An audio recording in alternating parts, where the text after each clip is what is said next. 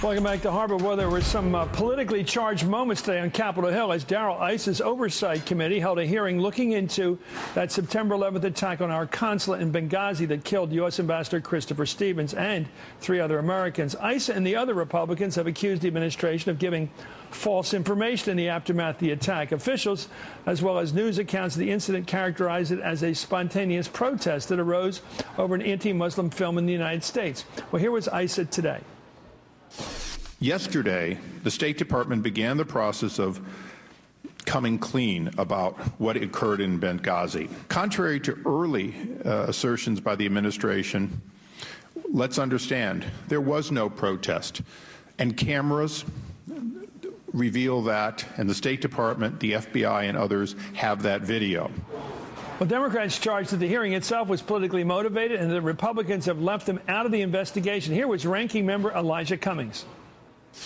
We need to carefully, very carefully, investigate allegations that have been made over the past week, and we need to run them to the ground before we jump to conclusions. We should not be about the business of drawing conclusions and then looking for the facts. For more on today's hearing and the politics behind it, we're joined by NBC News Capitol Hill correspondent Kelly O'Donnell. Kelly, I guess the fundamental question is not just the motive. People are partisan by nature, I guess, in politics, but the idea of something really being covered up here. How did they proceed there today and get anywhere with that? Well, the Republicans who are running this committee really wanted to get at why was the government giving out information that they now acknowledge was incorrect, that the video that you talked about was somehow the spark that set this off. There was a lot of friction about that during the committee hearing, and as you heard Chairman Issa say, there's apparently videotape that the government has that shows that it was very calm there about an hour before the sort of the melee began. So a lot of frustration about that, still a sense that they're not getting all the answers they want. Some of that is because there's an ongoing investigation, in fact, 3 of them, and the people from the State Department who were there to give testimony had some concern about stepping on the investigation. So that's part of it. The other part is a real inquiry about what should the level of security be, because 2 of the men who were at the witness table had been a part of security in Libya, claimed that they had made requests for additional support on the ground based on things they were seeing there, and that had been denied. So now it's a question of, were the right decisions made about the level of security needed? And of course, after something this deadly, that makes the decisions made earlier look like there were problems. And the State Department official who made the decision says she still believes they had the right number of personnel on the ground the day this happened, but that this was not something that could have been prevented because of the what they called unprecedented level of attack. Okay, thank you, Kelly O'Donnell, for the facts. One of the witnesses today, U.S. Regional Security Officer Eric Nordstrom, he testified that extra security wouldn't have prevented the tragic deaths in Benghazi. Let's listen to him. Let me say a word about the evening of September 11th. I had not seen an attack of such ferocity and intensity previously in Libya, nor in my time with the Diplomatic Security Service. You said, quote, having an extra foot of wall or extra half-dozen guards or agents would not have enabled us to respond to that kind of assault. Did you write that? Yes, I did, and I still believe that. Congressman Elijah Cumming, a Democrat of Maryland, the ranking member. That's the senior member on the Committee on Oversight and Government Reform.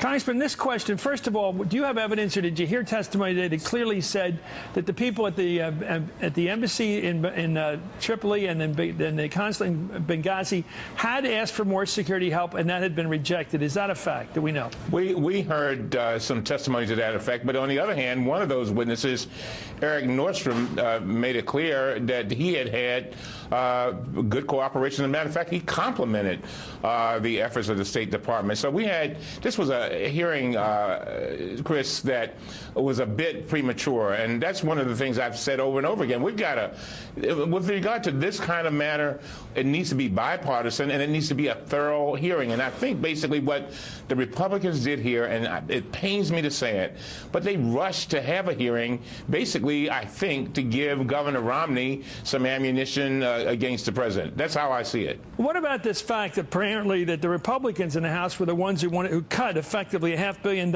in security costs? That's exactly right. That's exactly right. Over the past 2 budget cycles, Chris, they've each one, I mean, total has been about $500 million they've taken away from they've taken from the president's request, some $500 million for security at these embassies. But on the other hand, then they come in and they say, oh, we should have more security, you know, and they're all upset. But the fact is that this cuts, we're beginning to see, Chris, how those cuts do affect people and affect lives, sadly.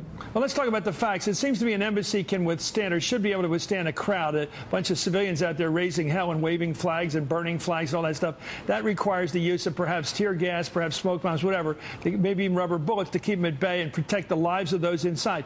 But what kind of a force would you need to protect, again, heavily armed, big, well-armed terrorists? It would seem to me that would be a very incredibly fortified situation where you could actually fight off terrorists. Does anybody think we should have that kind of armaments available to diplomats? Even Mr. Issa's witnesses said that there was no way that we could have fought off this the way we deal with our embassies, unless you were trying to fortify them like we do in Iraq, and their budget is about probably 30 times what we would have in Libya. It would take just a tremendous force. And basically, keep in mind, Chris, we have agreements whereby the local folk are pretty much responsible for helping us to defend our embassies, and so it's a very difficult situation. But again, I think we've got to go forward in a bipartisan way and get to the bottom of this. It's hard to put your lives in the hands of militiamen anyway. But thank you very much, U.S. Congressman Elijah Cumming, for that insight. Thank you. Up next, Bill Clinton to the rescue. The big dog, as he's called, Bubba, Elvis, whatever you want to call him, is back.